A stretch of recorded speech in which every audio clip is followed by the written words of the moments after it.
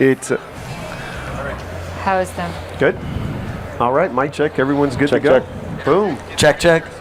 Bill will do an introduction. That's a good way to start. I love it. All right, everybody.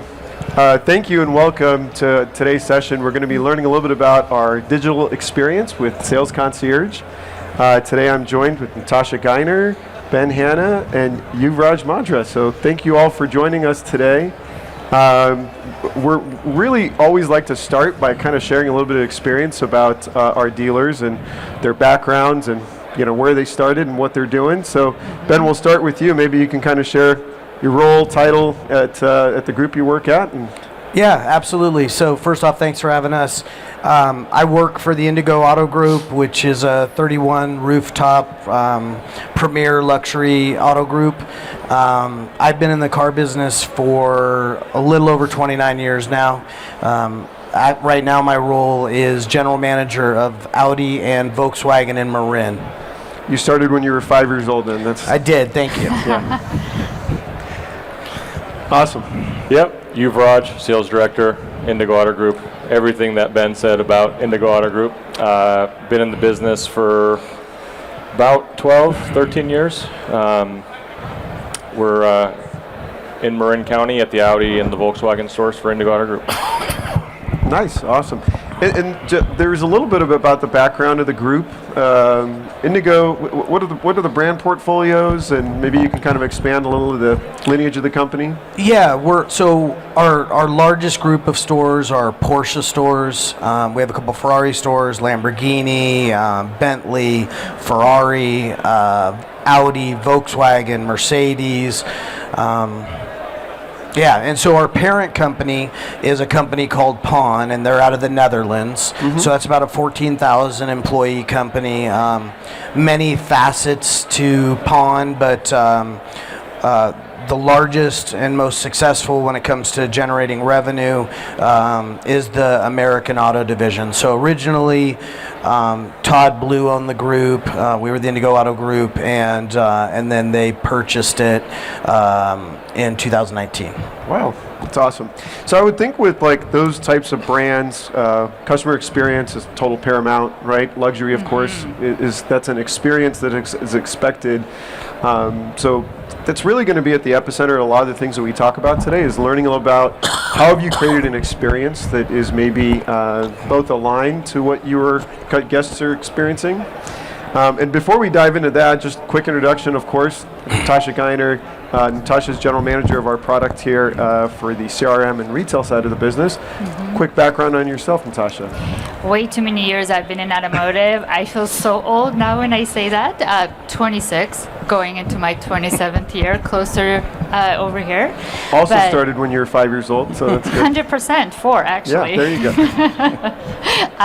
No, my dad's been in automotive for 32 years. I've been in automotive 27. Can't see myself anywhere else, honestly. I love it. Some of the best, most fun people I've met have been in automotive, sure. So this trend is continuing here. Thank you for joining us. Absolutely. No, that's awesome. So kind of diving right in, we always like to at least also share the experience that dealers have gone on. I think we've discussed, you guys have been on Tekion for about a year and a half. Is that about right? That's right. Correct. Like maybe a 3 to 5 minute segment. What was your experience like from the time you've gone live to what you've experienced? Because we'll unpack, of course, some of the things that you've been able to build today. But what's that experience been like over the last year and a half? Well, I think it's much like any DMS conversion or large technology change.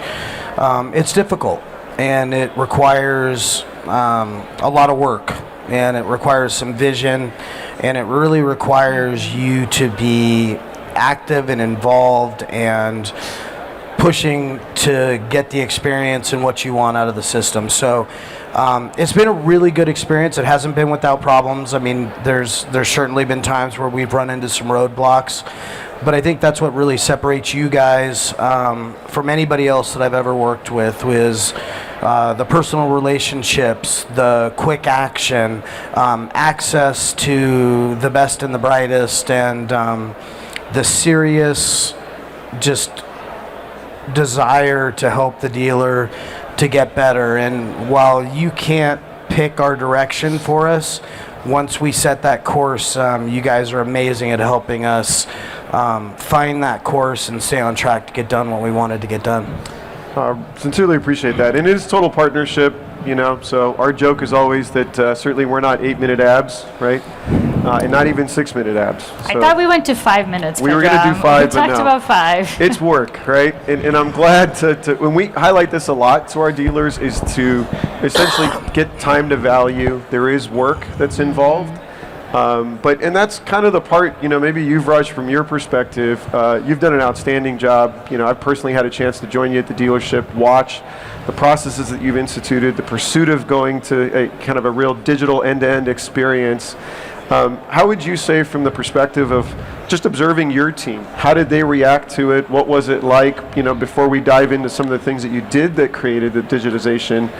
What were some things, what did you do to prep for the team or, get them exposed to the product? They were definitely excited. In order to, and anything that new at that level, you have to be dedicated, and you owe it to you, not only your customers, but also your team, to learn the technology. And we kind of took it upon ourselves, and I locked myself in a room in my office for about 2 weeks to just really learn Tekion and what it can do, what it can't do, messing with every button, messing with every screen, all the possibilities in the ARC, from the CRM to the deals to forms configurator to forms builder, the mapping, and that's kind of where it started. And as we learned how customizable it is, that's where we learned that's where your strength lies. And we can really pick the direction in which we want to go. Sure. Yeah, and I think another thing that really helped was trying to take the training very seriously and being prepared early. We knew that it wasn't your sole job to train us and get us ready, that we had to be involved in that process, that we had to make a big effort going into it, and so I think that helped out a lot with our success. And like I said, it wasn't without issues, but you definitely knew the people that rallied around the product, that believed in the vision, and were prepared for it to come. Yuvraj, he's really good with technology. But it wasn't just the fact that he was really good with technology, it was the desire that we had to follow through with this and make the processes and the sales experience that we really wanted to have. And so we shared that vision with the team so that they could understand the benefit of how this was all going to work for them all. Sure. So why this hard work was worth it. Yeah. And sometimes when people hear someone's really good with technology, they're a technologist, there's also like this intimidation factor. How would you say, if somebody's really not good with technology, would they struggle, do you think, in the platform, or is it easier for them to adopt the platform? I mean, I think it's a lot easier if you're coming with a little bit of experience with DMS work. But at the end of the day, if I had to learn, for example, a CDK or something like that versus Tekion, I think it's much easier. It's just we get very comfortable. A lot of us have been in the car business for a long time. We're used to looking at these same basic platforms for a long amount of time. And so you develop that muscle memory, and we don't want to get out of our comfort zone and look at other things, right? And sometimes guys are using spreadsheets or using BI tools or whatever the case may be to figure it out. But I would say, if I was bringing on a new user, I think Tekion would be easier to learn for a new user than it would be from some trying to convert somebody who's been in the business for 25 years and they've been only using Reynolds and Reynolds. Sure. And I think that's kind of something I wanted to touch on. You talked about the ease of use, right? There's a lot younger people that are coming into the business, and they're used to an iPad-like experience, right? Give an iPad to a 5-year-old, they figure out how to use it. Do you think that helps you with your training acumen and being able to get somebody just set up and ready to roll in the store? I do. It really does help. And you don't have to memorize all these kind of funky functions. F7 keys? Yeah, exactly. Blue screen. It's really nice. Point and click. It makes sense. your guys' training and just the way the tool works is very solid. Nice. So this is awesome. I mean, hopefully for folks listening, before we dive into what is digitization, how did you digitize the entire sales, I thought it's always great for people to understand the journey, the effort that you've put in, right? The fruits of the labor. Because again, to the spirit of we're not 8-minute abs, it's not something to just out of a box works. It's good for dealers to hear that, because anecdotally we measure time to value, and we do look to see where do dealers really strike that kind of crawl, walk, run.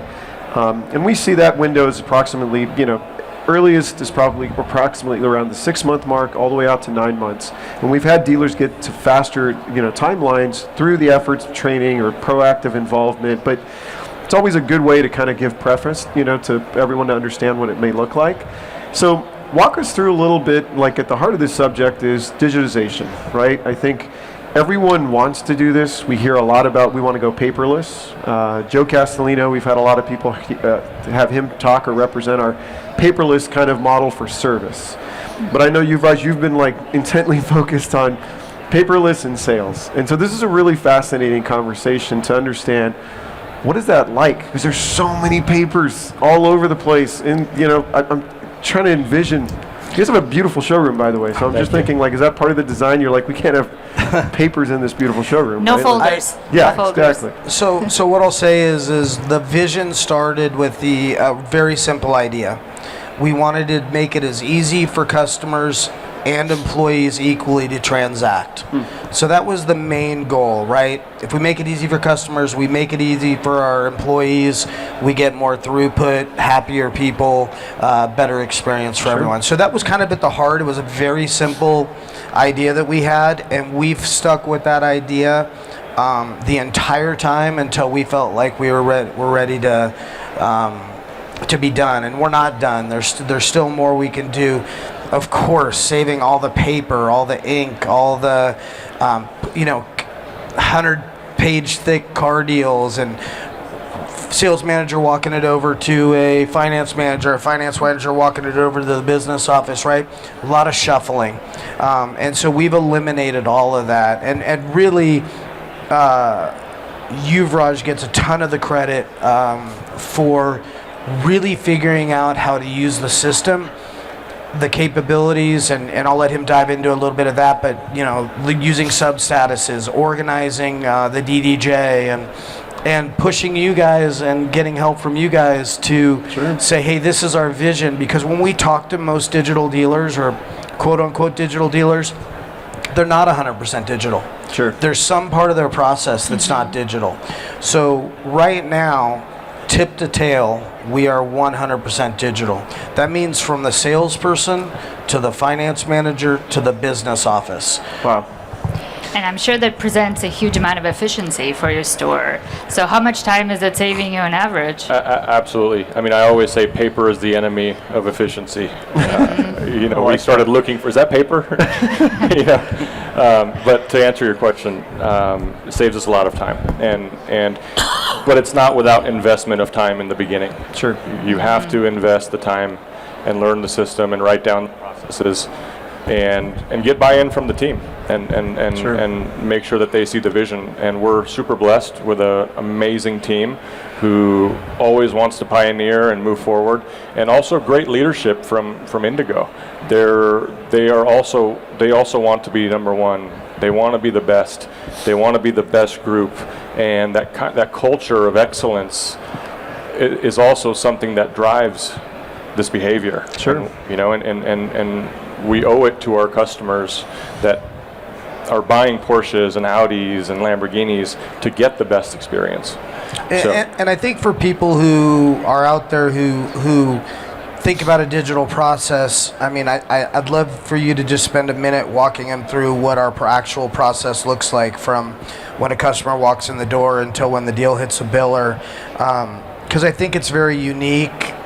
Their tool made it possible, and you were really the architect of that. Sure. So, Tekion comes in when we write up a client, right? Mm-hmm. So from showing numbers, it's digital, whether it's via iPad, cast to iPad, right? From deals, or on Concierge. And when we did our remodel, we did it with Tekion in mind when it comes to the IT. So we don't have computers at every desk. Every salesperson has a laptop, an iPad, and a cell phone. There is no landline on every single That's awesome. desk. You guys could have Go-To Connect in the Tekion app, and if a phone call comes in, they can answer it right from their cell phone. And it logs all the efforts into the CRM pretty much automatically and seamlessly, right? So by the time you are discussing numbers from the sales desk to the customer, it's done via iPad or Concierge. When the deal is done, we've agreed to numbers, right? The sales manager and the salesperson has direct access to the DDJ, which is the digital deal jacket, right? So if you're not on Tekion right now, you likely have a folder, you're printing out the Carfax, you're printing out the buyer's guide, you're printing out the license, the insurance, you're putting it into a folder, you're writing down the deal number, you're checking all these boxes, and then you're getting it ready for F&I. None of that happens. So the Tekion, with Docs 2.0, there is a built-in checklist that we built on the documents that we need. That half the workload is done by the salesperson. So the salesperson scans the license and the insurance before a test drive. So that is already knocked out, and that automatically goes into the digital deal jacket. So we already have that information. From there, every time we cast the numbers, the deal sheet, it automatically goes to the deal jacket as well. The credit application is done via Concierge, which then maps to the credit application in documents, right? So by the time the sales manager gets the deal, it's just a deal number. And the Carfax is in there, it's annotated, it's signed. The buyer's guide is in there, it's annotated, it's signed. The license, the insurance, everything that the sales manager needs. From there, we run credit straight from Tekion. Get the credit bureau, upload it to the digital deal jacket. By the time the sales manager is done, you flip the substatus from hot to in F&I. Now, Deals has a reporting feature, right, where you can filter everything that you want to see, and you can save those filters. So we went around to every finance manager in the beginning, and we saved those reporting filters. So all they have to do is click in F&I, and every deal that gets dropped is right on their screen, and they can see it. Okay, cool, here's my deal. There's no jacket to bring in.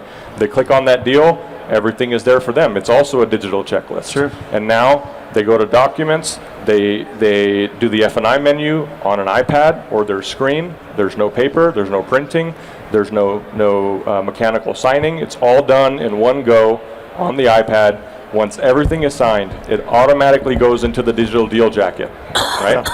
And the deal jacket is categorized in a way that makes sense. So if I'm a biller or a finance manager and I need to go back into the deal jacket to find something, it's not a rat race every time, and it doesn't look different every time. The license and the insurance are under the same category every single time. The contract is under the e-contracting category every single time. So anyway, after the finance manager is done, he'll flip it from in F&I to ready for review. Same reporting filters the billers have. And it'll see, okay, cool, here's the deals that I need to review. Okay. How does that help you with your compliance strategy? I'm assuming there's a lot of efficiencies you found there, and you don't let people get through the deals until they have everything you need, right? For sure. It's dummy proof, as I like to call it, right? Because all the forms are targeted to a deal type, a lender, and that's all done in Forms Configurator. So one of the things that I really like about Tekion, most platforms give you some access to setups at a very basic level. But Tekion, I mean, the access to the setups and the customization is in our hands. From what the customer should see in Concierge, to what we want mandatory in the credit application, to what forms belong in what deals. So for example, if we're going through Golden One Credit Union, the finance manager doesn't have to remember to go grab a Golden One Credit Union membership application. It's already uploaded, it's already targeted to the lender. So when he or she goes into that deal, it's finance, the lender is selected. By the time you get the documents, every document you need for that deal is in there. You don't have a lease contract for a purchase, you don't have a purchase contract for a lease. only what you need, nothing more, which keeps you compliant. Yeah, and it's almost like strategic digitization, right? Because I think there's some people who want to just digitize things. I think what you just explained is a strategic way that if someone picks a specific lender, the documents are curated for that. Now, I'm assuming obviously also those packets are targeted to retail, lease, cash. Correct. So I love what you said. If I was to kind of quickly summarize 3 things that I think are tangible for somebody to really consider in order to execute this, because what you described is amazing, right? And it's incredible that you're able to do this today. So we know it's obviously possible in the platform. And I think for a lot of people wanting to understand, well, how do I execute this? Tell me if what I listen to is right for somebody to be thinking about in the audience. You know, number one, you guys had a vision. You sat down, you said, look, and I love what you started with, Ben. You said, look, it's guest experience, and you worked your way back. So not to quote the famous, Steve Jobs kind of, we work our way back from the guest experience, the customer experience, and it's proven to be the most valuable way to solve something. And then in the middle of it, it actually fixes the friction for employees as well. Because if you have a better guest experience, you're going to have a good, employee experience. So I think that's important to have the vision. Now, I don't know how many people are going to want to lock themselves in a room for 2 weeks, but kudos to you for doing that. That is the sign of discipline for you. But I do think that there is a dedicated level of focus for vision. Somebody has to create that vision. And then, Ben, I think you touched on 2 things that are really important. You guys have a fantastic duo that one of you is really kind of holding the grounds of leadership, saying, I know it's tough, I know it's difficult, but we're going to stick with it. And then the other of you is able to execute that vision.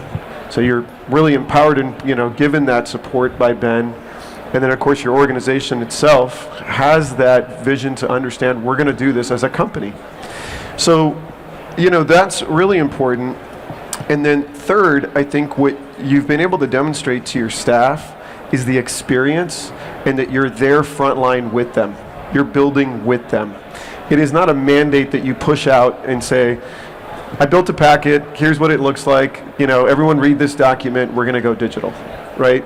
So I think those 3 are really important, starting with a vision, having a leadership partnership that really supports this execution strategy, and then third, nurturing that growth from the front line. Is it a good way to maybe to kind of summarize the 3, the power connectors as far as how somebody could potentially execute what you're doing digitally? Yeah, 100%. And then probably the one missing piece is having the partner with the capability and the desire to help you, and that's where Tekion came in. Yeah, no, that's awesome. And I think that's a good segue. So, a lot of people, of course, we talked about digitization inside the showroom. And then, of course, Natasha and I have talked about this so much, digital retailing, right, was like this desire. And I think that gets kind of intermingled, right? People are trying to understand, when you say digitization, of course, that's the deal, document, the jacket. But then it steps into, well, how much of this are you able to do actually 100% online with your customers? And how much of that business is actually desired to be done online? Do you guys have any kind of a preview through the digitization experience, how much of is it truly done in showroom? How much of is it done maybe at the customer's home before they show up? I think that probably most of us learned through COVID that customers want to interact with us in person. So I'd say the majority of what we do is in person. We can very quickly and easily do a digital retail deal. We can do it off-site. One of the beauties of the way we set up the system is that we can also do deals at our cafe. We can do deals down in our delivery area. We could do a deal in a car, sitting with the customer. So we meet customers where they want to be met. At their house. At their house. In their kitchen. Yeah, exactly. So it's really easy to just kind of meet the customer where they want to be. But to specifically answer that question, for us at least, it's been a fairly low amount of people who actually want to do true digital retail, don't want to step foot in the showroom. But we can seamlessly make it happen if they want that. Do you see a lot of people starting the experience, let's say online or elsewhere, and then coming into the store, and then you not obviously having to replicate all of that work within it? Yep, absolutely. And we leverage Concierge for that, which is an amazing tool. The funny thing is, the process doesn't change whether the customer is in front of you or at home in their couch. Sure. It is the same. The only difference is whether it's our iPad or their cell phone. Sure. That's it. That's awesome. And I love what you said. I think that for a lot of people, the intimidation factor of being sat in a booth really changes the dynamics, right? Like where you're mentally set. For sure. And I think you're automatically up in guard, right? So the fact that you said, we do business wherever they're comfortable, whether it's in the car, in the cafe, at home, there is some optics where I think that it does create a sense of relief and the tension is cut. I mean, have you guys been able to see that in regards to maybe instead of having the dependency of, ninja negotiators or people who are excellent with, navigating the hurdles of a deal, to creating such a great experience where it really kind of reduces the guard? For sure, it definitely takes people's guard down. And the other thing is just the process is so smooth and simple.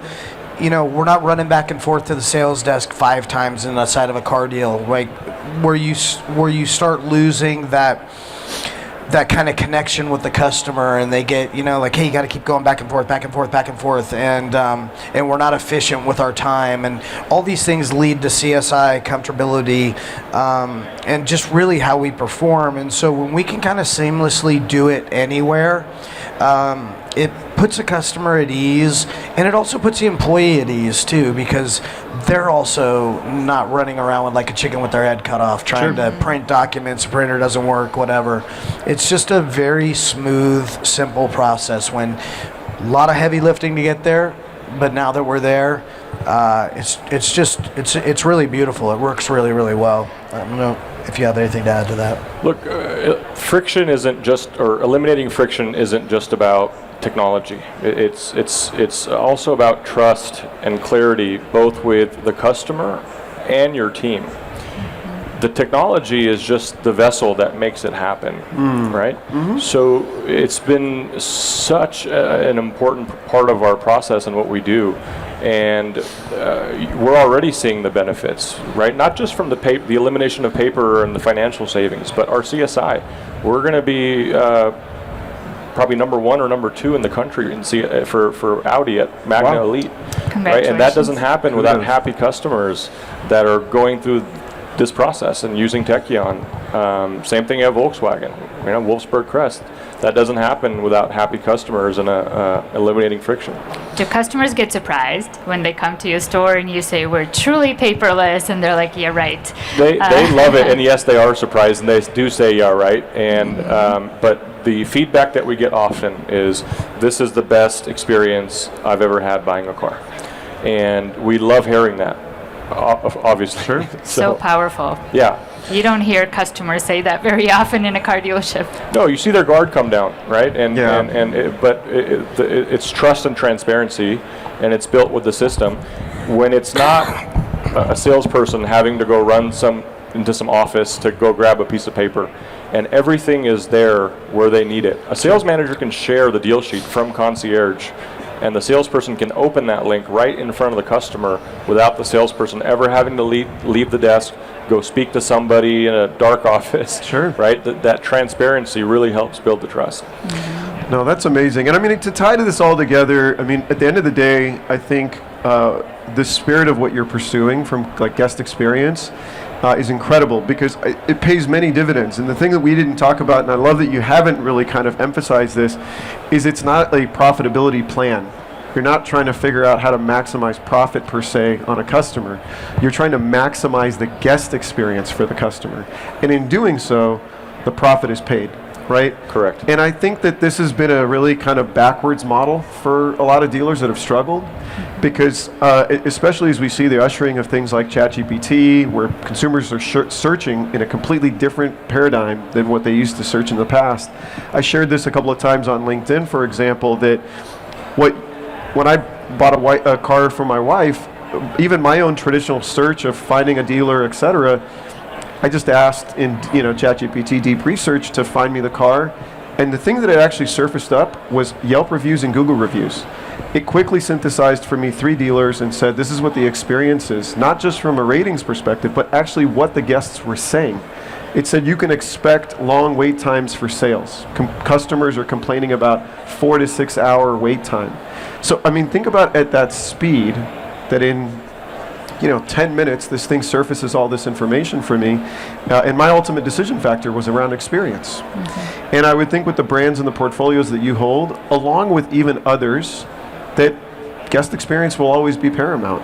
And at a later stage, the old marketing acquisition strategy, I would imagine guests want to come back for the experience. And I think that that's what really ties this well together. So it's been awesome. I think just listening to you guys, I mean, I get excited myself. I'm like, oh my God, how do we package this and get everybody to do this? But it's the beauty is everybody can do this. Yeah. They really can. Hands It's down. not rocket science. It's having a vision, having the desire to execute it, working with your partner to make that happen.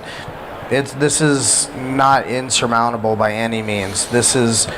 Everybody's capable of doing this. Every dealership could do the same thing. I love it. I love it. And both of you guys bring a dynamic of, you're competitive but playful at the same time of wanting to achieve what you want. And I think that's a really important thing. Because if you're too, difficult about it, or the famous vision was statement was you got to be stubborn with the vision but flexible in how you get there. That's to quote Jeff Bezos that is what you really want to do. You guys are stubborn with the vision of what it is that you were trying to do, but it's been an absolute pleasure to help navigate, the flexibility of how you got there. And kudos to your success, both, and thank you for the partnership that we hold with you. It's an outstanding pleasure on our side to serve your team and the indiGO group. So thank you both. Really appreciate it. We feel the exact same about you guys. We love the partnership. I couldn't imagine doing this with anybody else. So thank you, and awesome. I can't wait to see how far we can take this and what we can do. I love it. Awesome. Thank you very much. Thanks, everybody. Thank you.